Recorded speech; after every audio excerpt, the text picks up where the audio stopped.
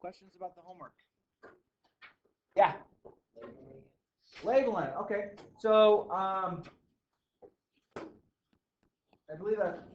So let me just do an example of the first question, then we'll go over how to label it. It says create a histogram, calculator, number of wins. Okay. So I'm gonna pull up my handy dandy this. I'm gonna go to stat, edit, and friends. If we're ever using a calculator and it's on like a quiz or something like that, and you get stuck on the calculator stuff, let me know. It drives me crazy when it's like, oh, the kids don't know how to use a calculator. Duh. So actually, I have to turn the lights on because I can't see this. Sorry, lights back on. You're like, would you chill? All right, so let's see. Can I do this way? 68. Nope. 68. 66. 74. 64. 73. 83, 92. 74, 90.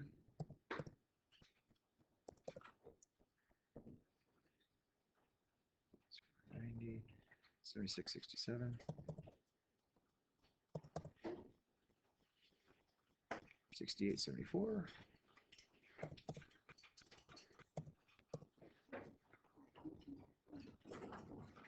73, 73.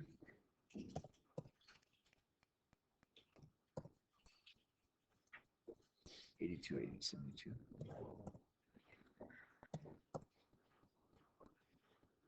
77. 83. 83 twice. 77, 53. 67.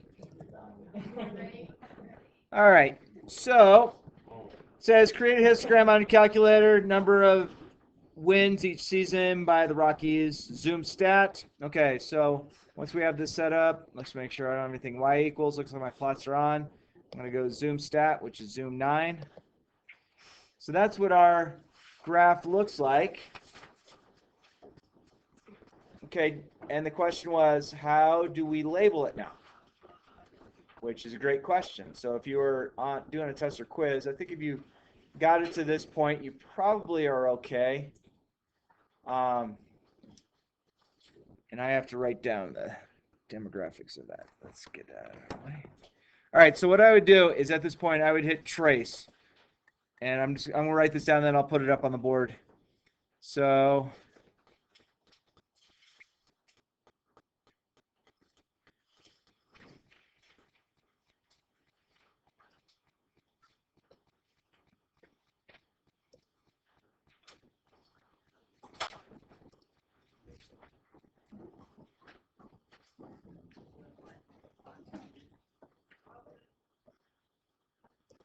what I'm looking at when I'm doing this,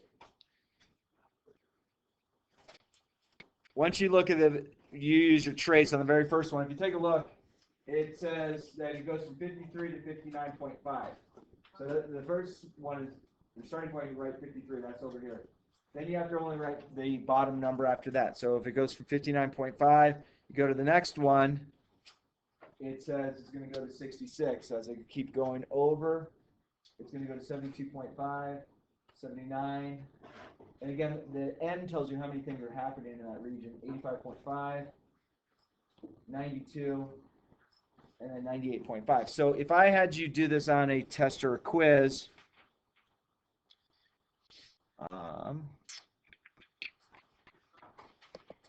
and you were to have to draw it out,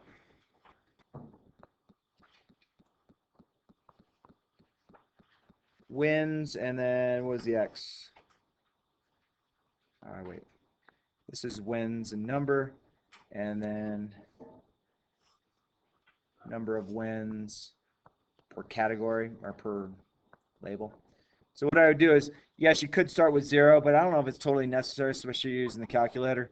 So I would start here. I'd say that would be 53, 59.5, 66, 72.5, 79.8,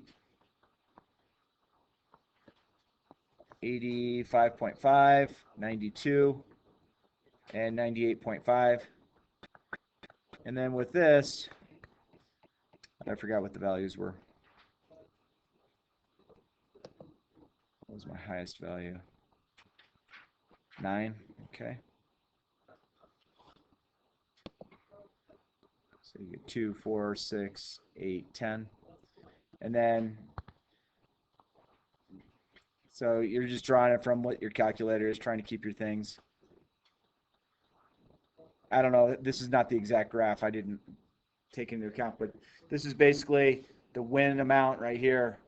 So at the top of this, your n equals value is how many times it happens. So like this one might have been n equals 1 because there might have been only one win in that category. This might have been n equals 2, and I'm making this up because I don't remember.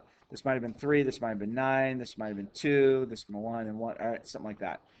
So that's basically how you would label it. I'm not too concerned on the label if you're starting at 0, 0, especially if you're using a calculator. If you did change on your calculator the window because you wanted to say, oh, I wanted to go to the 0, if you started with the window here and you made that 0 and then went ahead and hit graph, your graph's going to look a little bit different because we started with 0, so the whole thing shifted over. It's the exact same graph we were just looking at, it's just I started it at 0. Getting the y-axis appropriate, the zoom fit works pretty well. Sometimes you just have to adjust it a little bit. So, and again, if you went to the trace command on this, you know, as you go across, there's nothing in those regions. That's why it says n equals 0, 1, 1. Oh, I was wrong. That should have been a 5. That's a 10. So this one might have changed a little tiny bit because it might have changed our spacing of our stuff, but for the most part, I get that. I know it's on the graph. Did I answer your question about how do you label it? Okay, cool. Other questions from that, or do you feel kind of okay? And again, friends, if we're doing stuff on the calculator and you can't remember how to do something, you forgot, like you went and you're looking at your graph and all of a sudden you have a sine curve plugged in over top of your thing. Cool, gotcha. You know, you had something in y equals. So again, you're not breaking anything on the calculator other than if you were abusive towards the calculator, but you can't turn something on that can't be redone. Some of the biggest errors that do take place on the calculators, people use the subtraction as the negative, and there's a key on the calculator that says no, it's a negative, it's a parentheses, it's underneath, I believe, the 3 to go with that. So, any other questions about that homework? Being I gave you a great deal of time yesterday in class, I'm pretty sure you probably get it. Cool? All right, let's do some notes. Looking at 1.5, I believe that's where I'm on. I believe that's 1.5.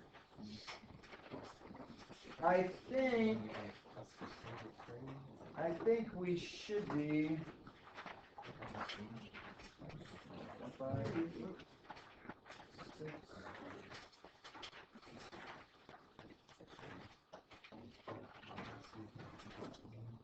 I think probably Wednesday, Thursday next week we'll have another quiz. I think that's what we'll do. And again, I think you're fine to have that. And, you know, you don't have to use the same note card. You can make a new note card. I have plenty, so I can give you more if you need them.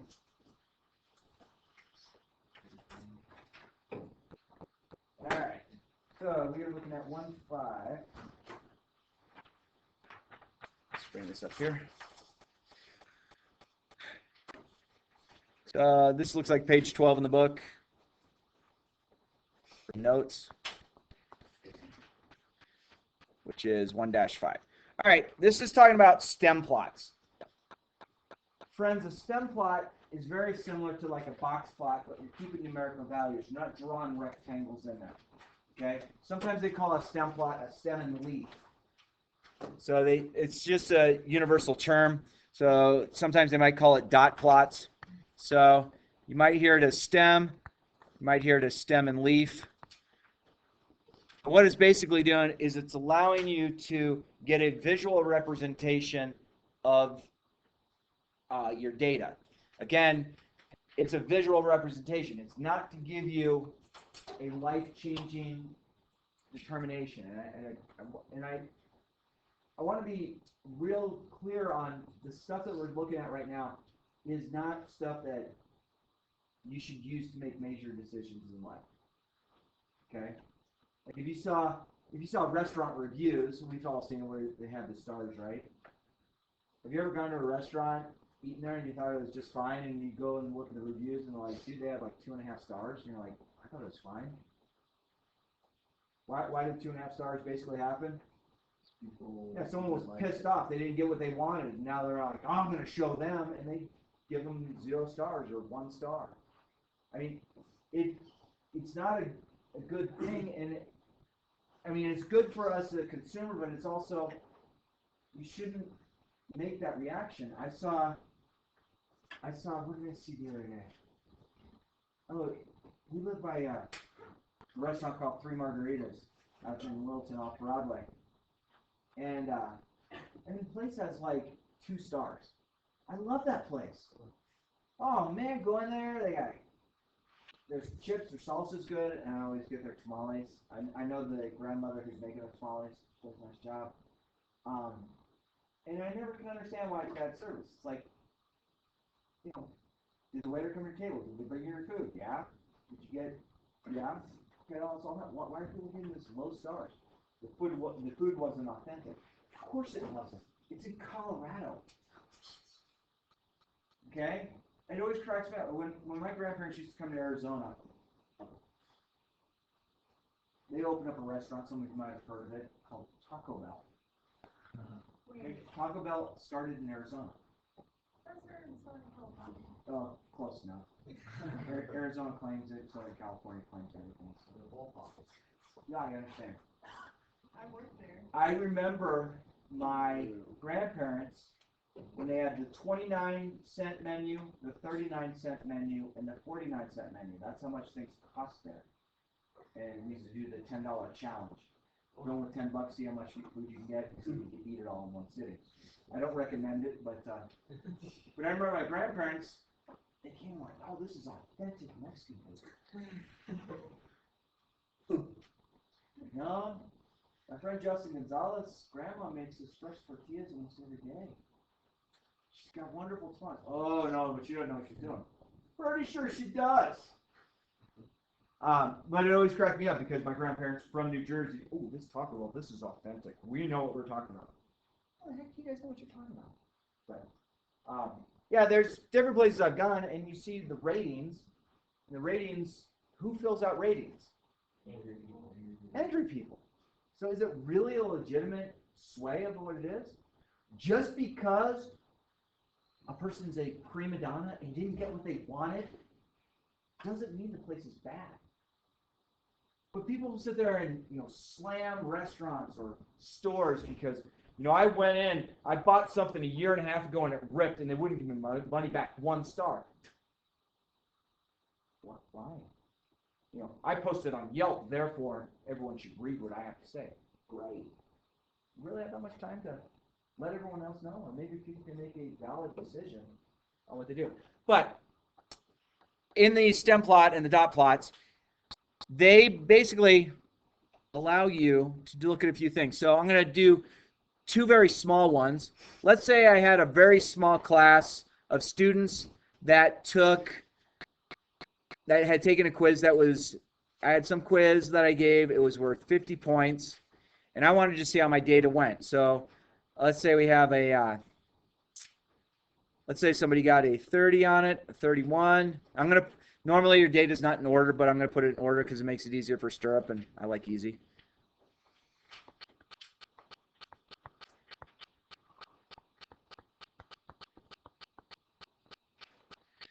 Okay, so if I look at the data, yeah, it seems good. We can find the mean, median, mode, and range, and those are stuff that we'll go into. But if we wanted to make ourselves a box and whiskers scenario, what we're going to do is we're going to look at the first numbers. And I'm going to put a 3 here. I'm going to put a 4 here. I'm going to put a 5 here. And then in order, I'm going to look at the second number. So I have a 30, 31, 36, 36, 36, 40, 41, 50. So now I'm able to kind of visually see what my scores did. It looks like I had many more scores in the 30s, which I could have told just by looking at my data set originally, but I made a smaller data set, but that is a stem and leaf plot, or a stem plot. Okay? Now, sometimes you might not just have a 2-digit number. Sometimes you might have a larger number. So let's say we're talking about how much money somebody has in a bank account, and you're looking at bank accounts. And so let's say you got 15,000, 15,250, 16,000. Oops, I don't want to have this another thing in there.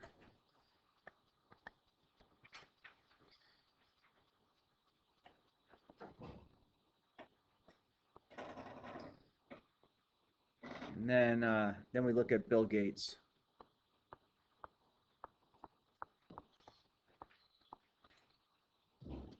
That should be about right. 172 billion. Seems like a good round number. All right, so if I were to do a all right. I didn't count. There we go. Feel better? All right. So how in the heck are we going to make a stem plot with that? What should we do? Should we look at the very first number, the 1? No. I would probably say let's take these out 5 decimal places.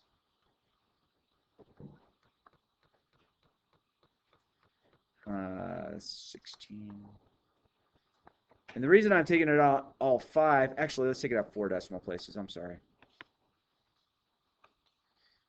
And 2800. And this is just ridiculous. I wasn't going to put that one in. I mean, it's such an outlier that doesn't happen. So what we do here is we do this. Actually, I'm going to take this down to 2 spots. This will work better. I know I'm changing things. You're like, man, I wrote in crayon.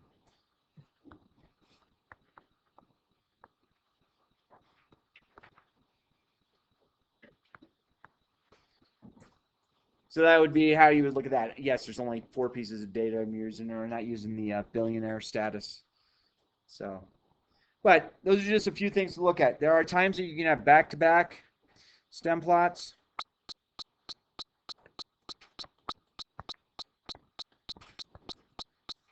And that basically, yeah.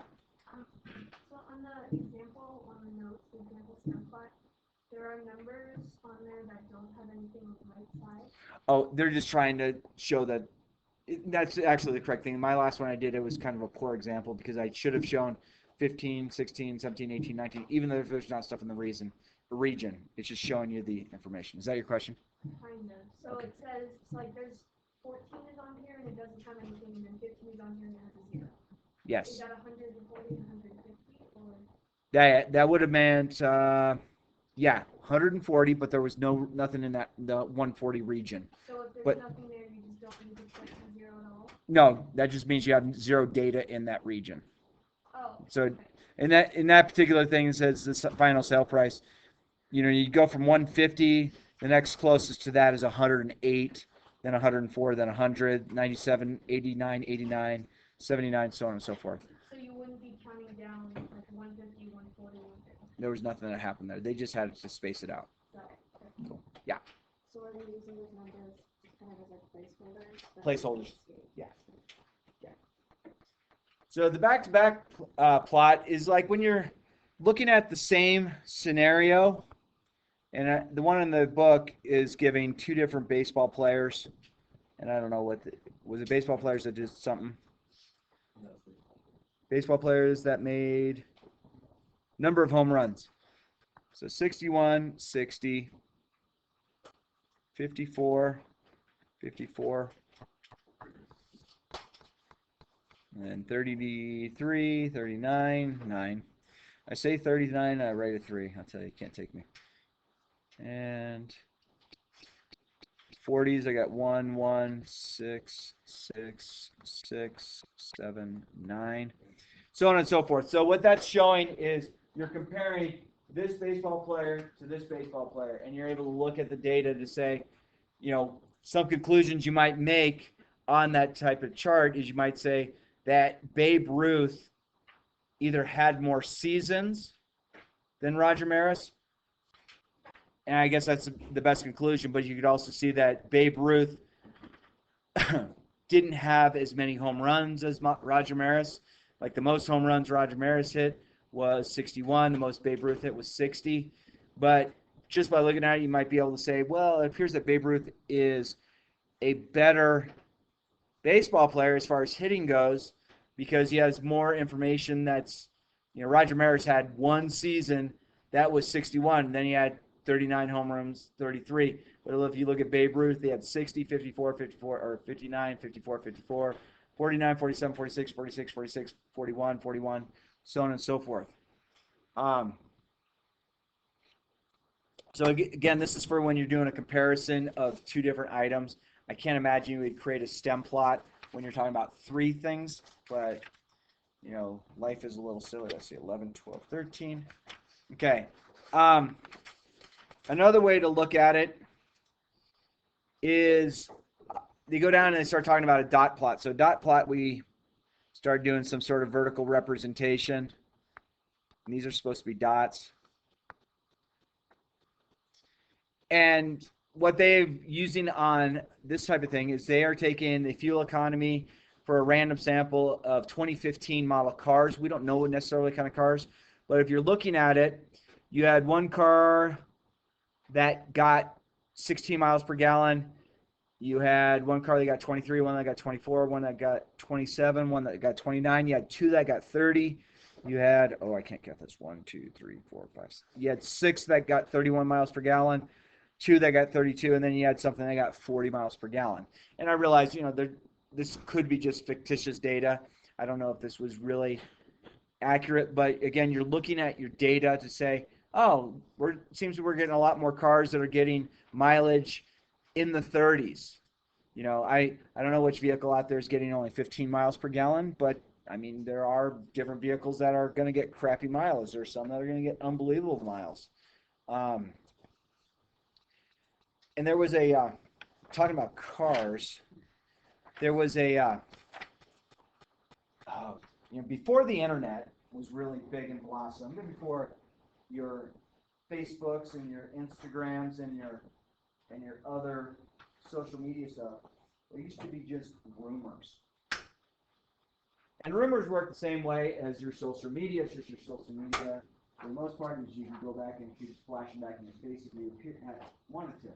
But one of the rumors was, do you know that Exxon bought this fuel injection system off the inventor? And this fuel injection system used to let cars get 500 miles per gallon. Okay, this is what was said. And this was usually by word of mouth. You were, oh, really? Wow. Yeah, it's true. Oh, then it must be true. Okay? I mean, these are like, I remember people saying it, and there would be people that would, at family gatherings, all right, there's a conspiracy. The oil companies are buying all the patents for the good mileage because they want to sell more gas. They are? Yeah.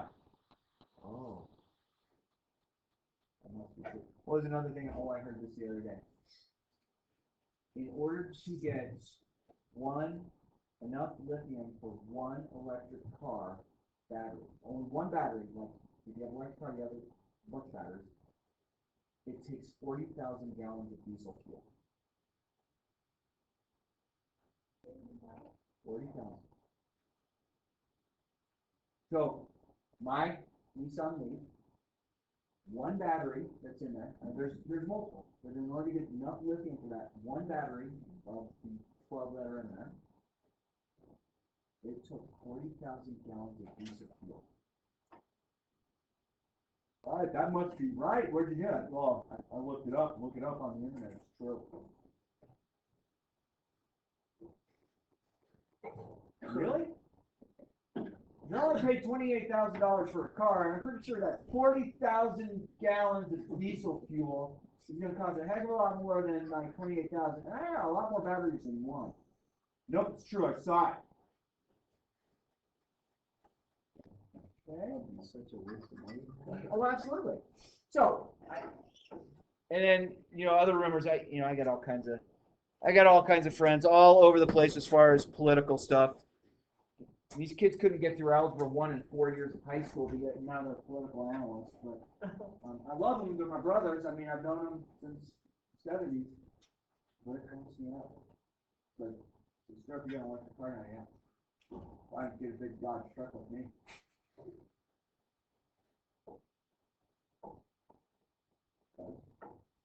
Don't need it. Oh, yeah, but you don't know when you'll haul stuff. How often do you use your pickup? All the time. For what? I put my groceries back there. You're single. How many groceries do you buy? Oh. My friend Brandon, love him to death. He's a great guy. Just a little. I think he stared at the sun too much in Arizona. Yeah, they all got mad at me when I can't believe you bought an electric car. Good for a ride, pretty cool. Why would you do that? You always had like Camaros and cool stuff like that. Yeah, when I was single. Then I got married. My wife made me sell the Camaro.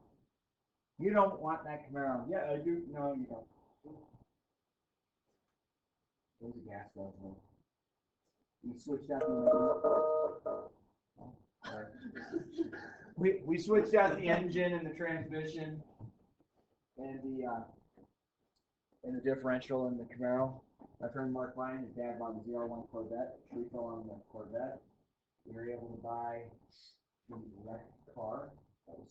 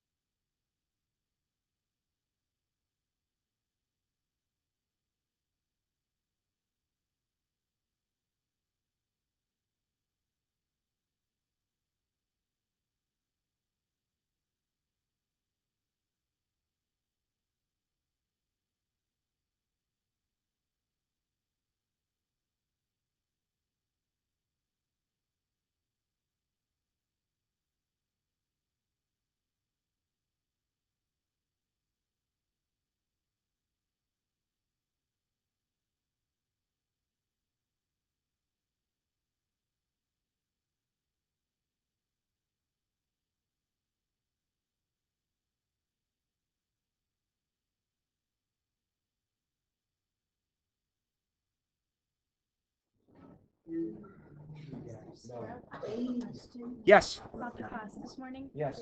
So, is there a way? So I realized that my name wasn't on the roster, like the list Had it of been? things. I don't. Well, this was my first time going, Oh. and so I don't know. Hang on, let me see. If I just wasn't.